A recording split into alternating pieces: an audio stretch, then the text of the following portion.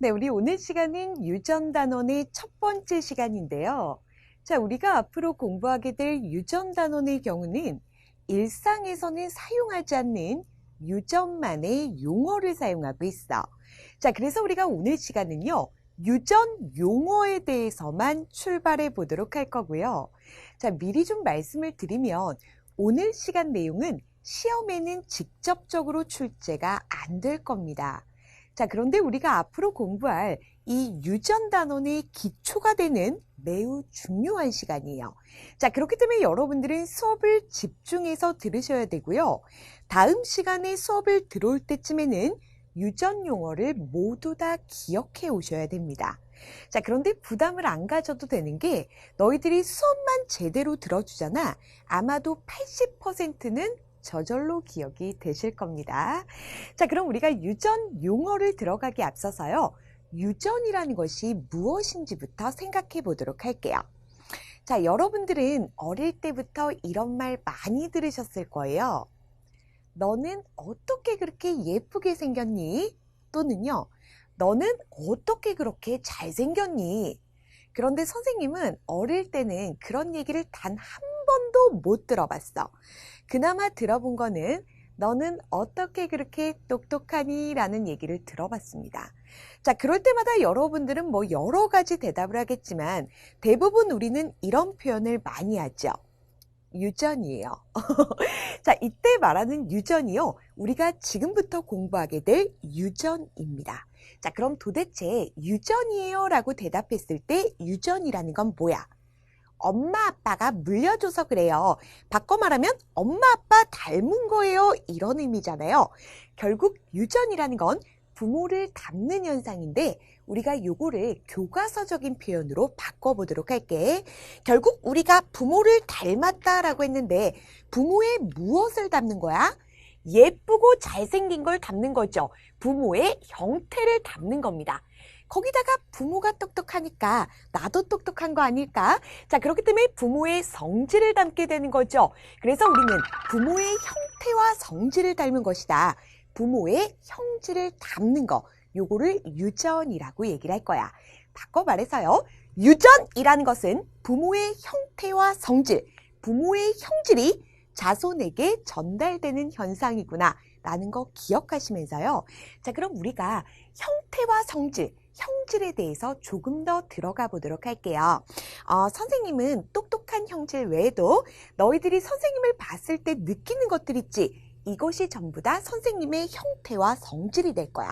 자, 먼저 선생님 같은 경우는 어릴 때부터 보조개가 그렇게 있었으면 했지만 태어날 때부터 보조개 따위는 없었어.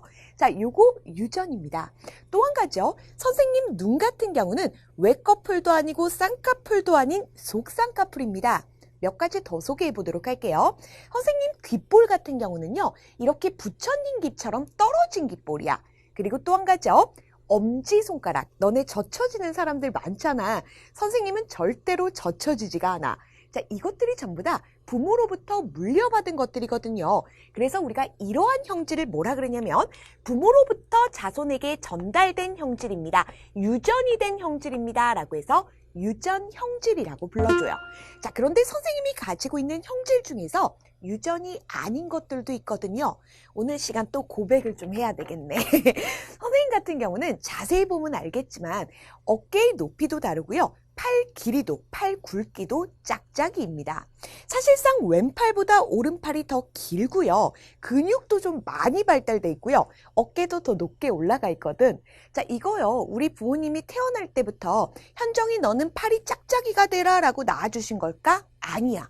요거는 유전 형질이 아니라 선생님이 강의를 너무 오래 하다 보니까 칠판 지우고요. 글씨 쓰고요. 이러다 보니까 오른팔만 발달을 하게 된 거거든. 결국 후천적으로 환경의 영향으로 인해서 내가 가지게 된 형질이지. 그래서 이걸 우리가 뭐라고 부르냐면 후천적으로 얻었습니다. 후천적으로 나름의 획득했다라고 불러줘서 획득 형질입니다. 라고 얘기를 해줄 거야.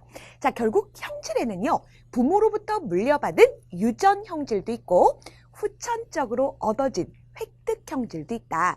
그런데 우리가 공부하는 유전 단원에서는요. 유전 형질을 가지고 얘기하겠다라는 거야. 그래서 다시 한번 유전에 대해서 정리를 하면 결국 유전이라는 것은요. 부모의 유전 형질이 자손에게 전달되는 현상이구나 라는 걸 기억하시면서 자 그럼 우리요. 이러한 유전 형질을 결정하는 요인은 무엇일까? 조금 더 유식한 표현으로 유전 형질을 결정하는 인자라고 표현을 해요. 자, 분명히 그 유전 형질을 결정하는 건 엄마, 아빠로부터 물려받았으니까 우리가 어떻게 태어났는지부터 생각을 해봐야 될 거야. 자, 너희들이 1학기 때 공부한 것처럼요. 우리는 어떻게 만들어진 거야? 하늘에서 뚝 떨어진 건 아닐 거고요. 자, 아빠의 정자라고 하는 생식세포와 엄마의 난자라고 하는 생식세포가 결합을 하게 되죠. 자, 그러면서 수정란이라고 하는 하나의 세포가 만들어져 이 세포가 체세포 분열을 거듭하면서 5, 60조개가 되는 것이 지금 우리의 모습이 되는 거잖아. 자, 결국요. 이러한 수정란을 만들 때 두 개의 생식세포가 결합을 하는 과정에서 유전자가 합쳐지게 됩니다. 자, 결국 선생님이 가지고 있는 유전 형질이라는 건 부모가 물려준 유전자 때문이었구나. 자, 그럼 도대체 유전자는 어디에 들어있을까?